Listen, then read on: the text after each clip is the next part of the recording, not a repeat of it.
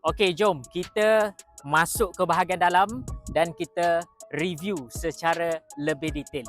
Okey, sebelum kita masuk ke bahagian dalam, dekat bahagian luar korang boleh tengok dekat sini dia dah datang dengan welcome lamp. Welcome lamp ni bila korang tekan button dekat bahagian kunci untuk buka kereta, nanti lampu dekat bahagian side mirror ni akan menyala. So senanglah kalau korang nak cari kereta dekat kawasan-kawasan yang gelap, senang nampak dan lebih selamat lah.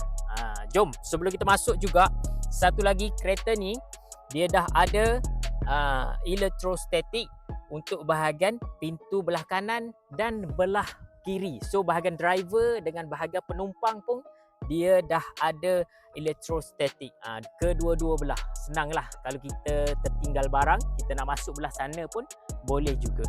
Hanya slide saja dekat sini, nanti kereta akan terbuka. Okey, bila mana kita buka bahagian pintu dia, korang akan perasan bahagian dashboard dia dengan bahagian dalaman dia ni, design dia sangat moden, sangat cantik. Bagi Zul, kalaulah kita pakai kereta ni 5 tahun kemudian masih lagi relevan bahagian design dalaman dia. Cantik. Wow. Tak percaya, korang kena datang sendiri dekat showroom kita tengok bahagian dalaman dia. Jom kita masuk.